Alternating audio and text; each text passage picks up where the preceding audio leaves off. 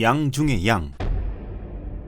양 중의 양에는 청간병화와 지지사화가 있는데 둘의 해석에는 다소 차이가 있다. 청간의 병화는 모든 만물을 길러낸다. 그리고 병화가 인간에게 주어진 이유는 이렇다. 모든 만물에 악한 자든 선한 자든 어떠한 업보를 지었든 모두 동등한 기회가 주어지며 부족한 부분은 배우고 넘치는 부분은 나눠주며 인간으로 태어난 기회를 잡아라 하여 가장 펼쳐진 세상을 뜻하고 눈에 관측되는 세상을 말하고 있다. 이런 병화는 2026년에 펼쳐지고 2025년은 사화의 환경이 펼쳐진다.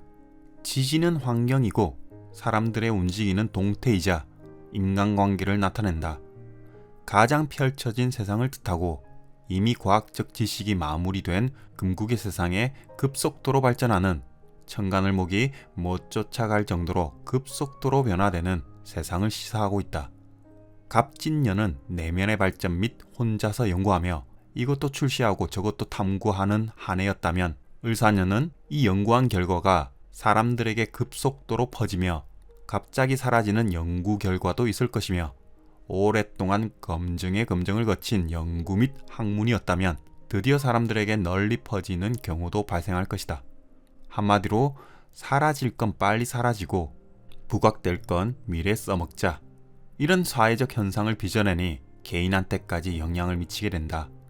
개인의 운세로 보자면 누구는 봄에 시작한 것이 여름을 못 넘겨 금방 사라질 것이고 그것이 경제적 활동이든 사람의 만남이든 뭐든 적용이 된다. 누구한테는 봄에 시작한 것이 가을에 바로 결실을 맺어 결혼하게 되거나 시작한 사업이 빨리 번성하게 되거나 회사에 한 번에 취직되어 바로 출근하게 되거나 원하는 이직이 빨리 이루어진다는 뜻이기도 하다. 스피드가 주가 되는 세상이 온 것이다. 자세한 내용은 일간별로 다루겠지만 대략 실제 금생수를 어떻게 해왔느냐에 따라 삶의 질이 달라진다는 것이다.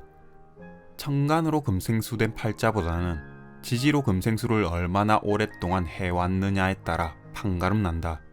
반대로 목생화만 주구장창 해왔던 팔자라면 내년은 아주 멋진 추억과 아주 멋진 인연들을 만나고 아주 멋진 일에 뛰어들어 아주 멋지게 꿈을 남긴다. 그리고 2027년 정미년 정도가 되면 이런 생각을 하게 된다. 한낱 꿈에 불과한 일들이었다. 값으나 사랑했다. 그리고 잘 살아라. 어머, 오빠 나도 행복했어. 내가 사준 반지는 빼고 가. 특히 술의 천문을 가진 팔자는 내년에 진짜 츠크 같은 이런 스토리가 발생할 수 있다. 반지 하나 생겼으니 금값이 천정부지로 오르는 이 시기에 축하드립니다. 이런 꿈 같은 일들이 빨리 시작됐다가 재빨리 사라져 그냥 꿈만 같았다 라는 일들이죠. 이러려고 목생화로 태어났습니다. 인생이 뭐 별거 있나요? 좋은 추억과 기억만 간직한 채 살아갔어요. 빠샤! 반지 돌려받고 파이팅! 도금이었다면 그냥 두세요. 용띠해를 지나 뱀띠해가 왔다는 진사라망이란 딱 한 문장으로 해석하자면 누구나 용으로 승천할 수 있는 내면의 진리를 가졌는데 이 욕심 하나로 인해 뱀이 되었다. 이 딱 한 문장으로 요약할 수 있습니다. 그래서 진사라망을 가진 사람은 대부분 욕심내며 잘 살아갑니다.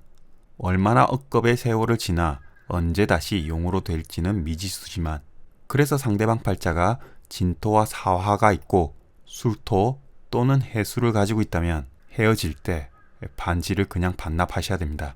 아니면 원진이 일어납니다. 그리고 신자진을 가지고 계신 분들은 2024년 하반기부터 드디어 숨통이 트일 겁니다.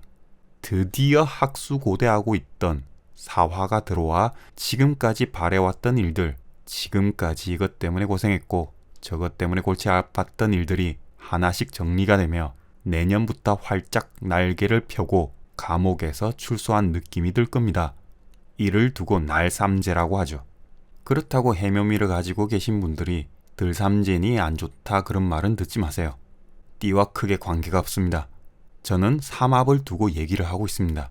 그러니 해묘미 삼합을 들고 계신 분들은 크게 일을 벌리려고 생각이 들 건데 100만 22번 정도 생각해보고 추진하세요.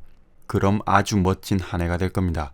딱 100만 22번 정도는 고심을 해야 한 해가 지나가고 두 해가 그냥 지나가니 자칫 나갈 돈을 새카맣게 잊고 있다가 아끼시는 겁니다.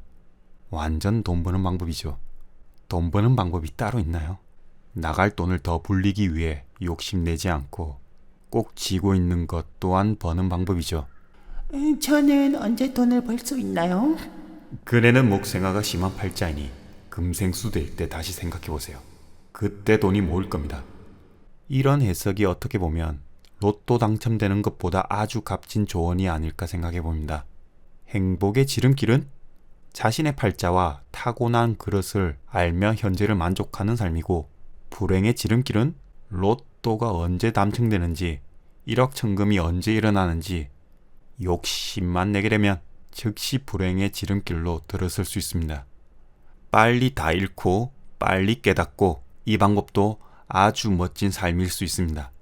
그래서 인생은 해답이 없어요. 스스로 찾아가야 되는 거지요. 빠른 변화 속에서 사는 우리는 이 변화되는 세상에 얼마나 더 적응을 빨리 하느냐도 봐야 되겠죠. 삼합운동을 중심으로 움직이는 세상에서 사화가 시작되었다는 것은 결국 사유축이라는 결실을 맺기 위해 사람들과 공유하며 문명의 발전, 개인의 발전, 그리고 미래의 발전을 위해 수많은 직업적 변화가 내년부터 시작된다는 것이 특이사항입니다. 나의 일자리가 없어지면 어떡하지 걱정하는 이 시간에 새로 생겨나는 일자리를 위해 이 변화되는 시대를 공부하는 모습도 가져야 한다는 거죠.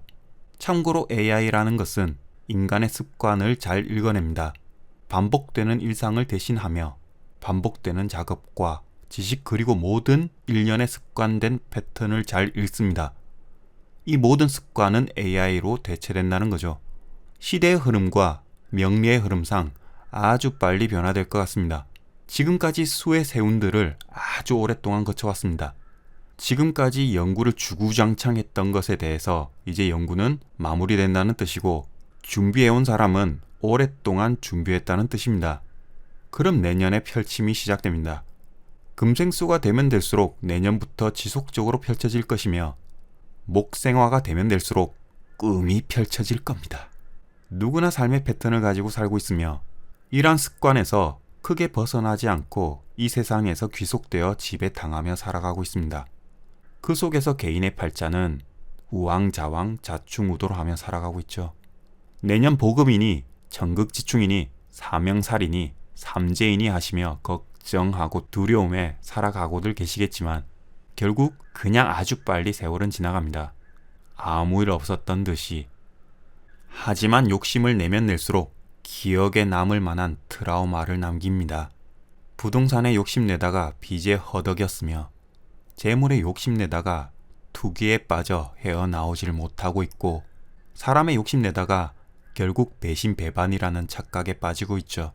이 원리를 안다면 더욱 행복해질 텐데 아직 모르시는 분들이 많은 것 같습니다. 이런 이치를 설명하시는 법륜스님도 활동을 하도 많이 하셔서 이제는 많이 늙으셨네요. 무한하지 않은 유한한 세월 동안 뭘 이룩하고 갈지는 개인 역량에 달려 있습니다. 결국 2025년의 테마에서 을목의 뜻은 서로 부둥켜 안고 서로 공유하며 살아가는 모습을 나타내고, 사화는 엄청난 힘을 발휘하는 역마를 가지고 있습니다.